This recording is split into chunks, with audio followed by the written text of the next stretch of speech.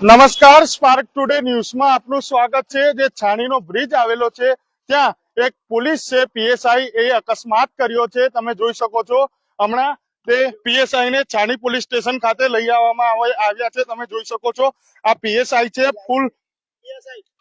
છે, ફૂલ દારૂના નશાની હાલતમાં છે। તે તમે જોઈ શકો છો। સાહેબ શું કહેશો? ફૂલ નશાની હાલતમાં છે, તમે જોઈ શકો છો। ગાડીમાં ફૂલ દારૂ છે, તમે જોઈ શકો છો।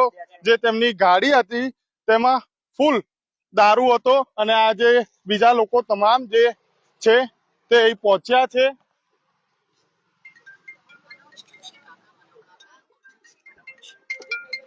તમે જોઈ શકો છો હમણાં એ પીએસઆઈ ને છાણી પોલીસ સ્ટેશન ખાતે લઈ આવવામાં આવ્યા છે। તેમની ગાડી હતી જે 4 વ્હીલર તેમના દ્વારા અકસ્માત છે તે કરવામાં આવ્યો છે અને તે ફૂલ નશામાં છે। તમે જોઈ શકો છો તેમની હાલત છે તે ફૂલ નશામાં છે। હજુ પણ તેમને હોશ નથી ચાલવાનો। પોલીસ તેમને પોલીસ સ્ટેશન ખાતે લઈ જઈ રહી છે। તમે જોઈ શકો છો આ જે પીએસઆઈ છે તેમના દ્વારા અકસ્માત છે તે કરવામાં આવ્યો હતો અને છાણી પોલીસ સ્ટેશન ખાતે તેમને લઈ આવવામાં આવ્યા હતા અને એમની ગાડીમાં હજુ પણ જે દારૂ છે, મુદ્દામાલ છે તે છે। સાથે હમણાં પોલીસની જે ટીમ છે તે છાણી પોલીસ સ્ટેશન ખાતે લઈને પહોંચી આવી છે અને પોલીસ સ્ટેશનમાં તેમને લઈને આવ્યા છે। દર્શક મિત્રો તમે જોઈ શકો છો।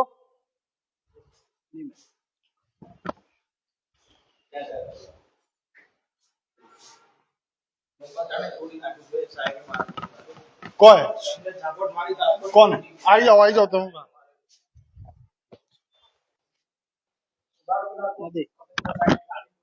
કમિશનર સાહેબ ની ગાડી ઠોકી। આવો આવો તમે તો આવો, તમારા સાથે શું બનાવ્યું?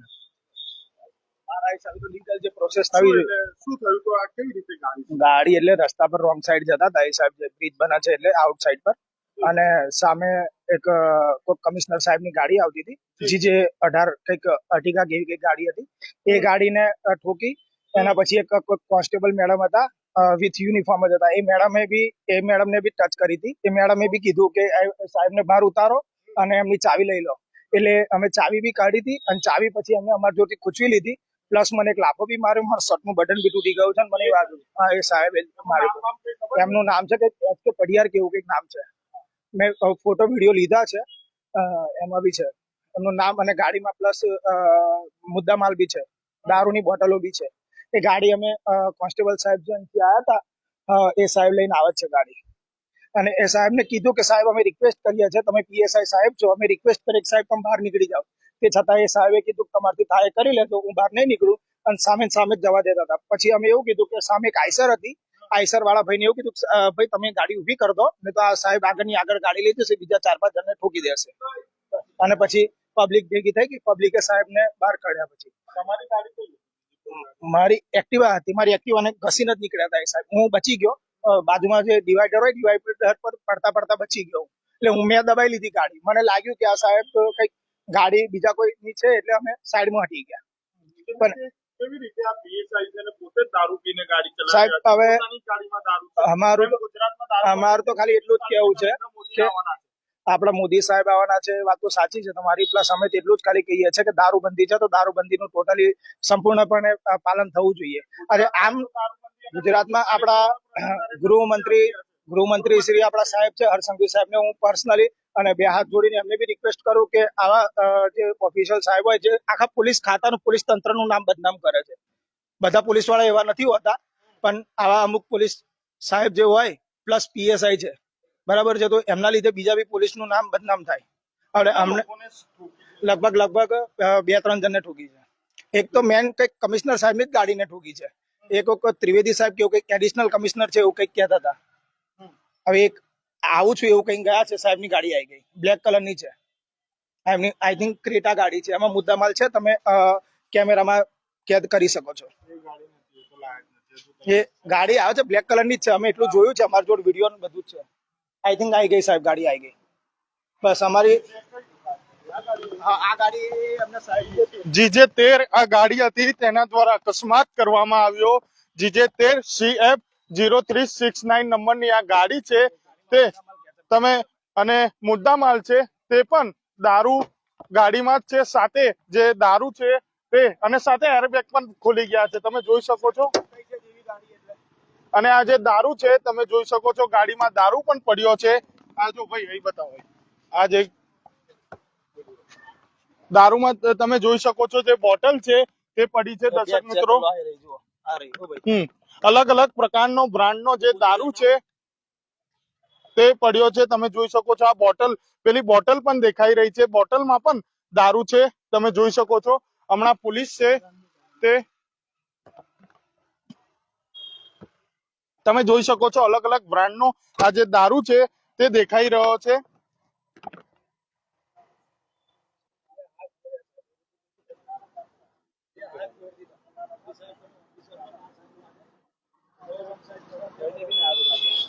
છાણી બ્રિજ ખાતે આ અકસ્માત છે તે કરવામાં આવ્યો છે. અને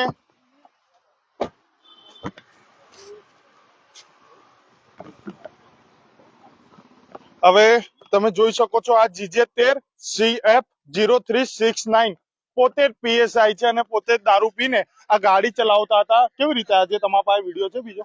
બધા બહુ વિડીયો છે, બતાવો. મેં તમને ટોટલી સેન્ડ કરી દીધો, જોવા હોય તો દારૂ પૈસા લે.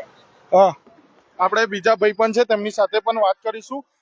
શું કહેશો તમે? પણ પોલીસ સ્ટેશન ખાતે આપણે પછી ગુજરાતમાં દારૂબંધી છે. દારૂબંધી છે અને એમ જાતે લોકો પીવે ત્યારે એવું કે છે કે અમે દારૂ પીતા નહીં, પછી બંધ કરાવીએ છીએ, અને બીજાને તઈ પકડાય તો પછી પૈસા લે છે, 10-10 ને 20,000 રૂપિયા તાલ પડાવી દે છે એમને. તો હવે એવું તોલ પાડે છે, તો એવું બધું ના ચાલે ને. તો હવે આ તો જાતે જ દારૂ પીવે છે અને તો લાવે છે કઈથી બધું બ્રાન્ડ ને પાછી ગાડીમાં જ મૂકીને ફરે છે અને પીવે છે બધું. એ બધું ના ચાલે ને કે. એટલે હવે આ બધું એવું હોય તો પછી બધું બંધ જ કરાવો કે. તો એ જાતે બંધ, ટોટલી બંધ થઈ જવું જોઈએ. હવે ફરી કાંઈ ખુલ્લું કરો, ટોટલી દારૂબંધી કરવામાં આવે એ પોલીસ શું લાગે છે એમના પર? તો હવે એમના ઉપર કઈક કરવો, કાર્યવાહી કરવી જ પડે. અત્યારે તો કશું નહીં. હા, તો બી એ લોકોનો કોઈ એ નહીં કરી શકે એવા નહીં લાગતા. આ લોકો બધું અંદર અંદર દબાઈ દે છે.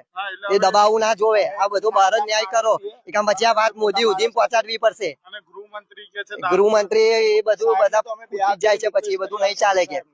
એમને કહો કે ભાઈ આગળ ન્યાય કરો, આનું આગળ લઈ જઈને બધું. કેમ કે આ નહીં પોહાય એવું. પછી બધા બીજા લોકો પીવે એને દારૂડિયા કે છે, ને એ જાતે પીવે એ પેલા ઓફિસર રીતે પીવે, એ બધું ના ચાલે. એટલે ગાડીમાં જ્યાં માલ નીકળ્યો એટલે હવે એનું કઈક કરવું જ પડશે આગળ બધું. એ ઓફિસર જે પીએસઆઈ છે એટલે દારૂ પીવે છે, તે પણ એક સવાલ છે. ગુજરાતમાં દારૂબંધી છે, સાથે ગૃહમંત્રી કહે છે, જે રીતે વાત કરવામાં આવે છે કે ગુજરાતમાં દારૂબંધીના નામથી કહેવામાં આવે છે, અને જે સામાન્ય માણસ દારૂ પીવે ત્યારે પોલીસ કડક કાર્યવાહી કરતી હોય છે. હવે આ જે પીએસઆઈ છે તેમના પર શું કાર્યવાહી કરશે? છાણી પોલીસ સ્ટેશન ખાતે લઈ આવ્યા છે. આજે છાણી પોલીસ સ્ટેશનના હદ વિસ્તારમાં જે બનાવ છે તે બન્યો છે. દર્શક મિત્રો, કહેવામાં આવે છાણી બ્રિજ ખાતે આ પૂરો બનાવ છે તે બન્યો છે. એટલે 3-4 ગાડીઓનો અકસ્માત કર્યો હે ને સાહેબ? અમે કીધું કે સાહેબ બહાર આવી જાઓ, પણ એ સાહેબ કે હું બહાર નહીં આવું. બીજા ગાડી હતી પેલા તો કમિશનર સાહેબની ગાડી એવી આવી, ગાડી કઈ રહી હતી?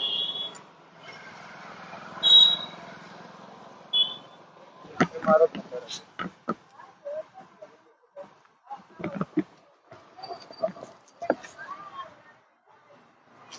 હાલો.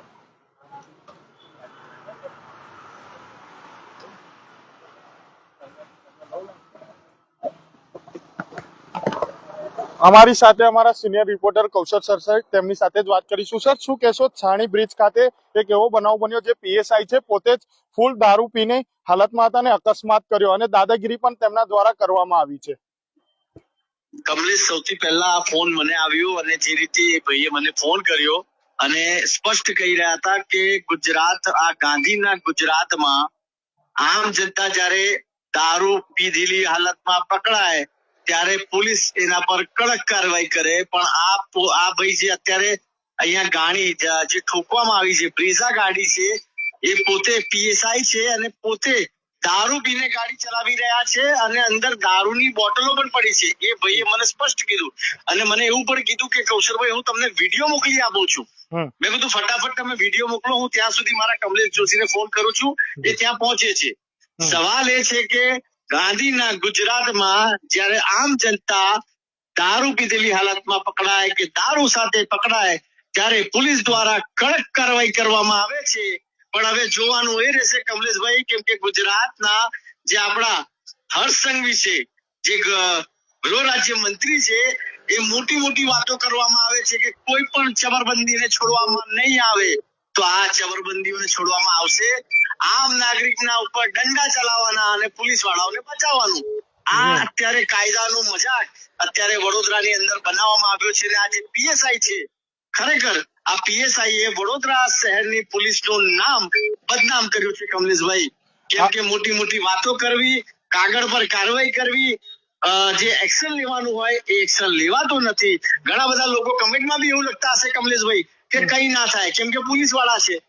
અને એ પણ લોકો કહી જ રહ્યા છે કે આમના પર કઈ કાર્યવાહી નહીં થાય. સવાલ મેં એટલા માટે જ કમલેશભાઈ ઉઠાઈ રહ્યો છું કે હર્ષ સંઘવી સાહેબ દ્વારા કહેવામાં આવે છે કે કોઈ પણ ચમરબંધીને છોડવામાં નહીં આવે. તો સાહેબ આમના પર કાર્યવાહી થશે? આ સવાલ છે. સવાલ એ છે કે અત્યારે જે રીતે વડોદરામાં દારૂ પીને ગાડી ચલાવી એ આમ નાગરિક હોય તો એના પર બરોબરની કલમો લાગે, બરોબરના દંડો ફરે. પણ અત્યારે આ પીએસઆઈ સાહેબ છે, સાહેબને કોણ હાથ લગાવશે?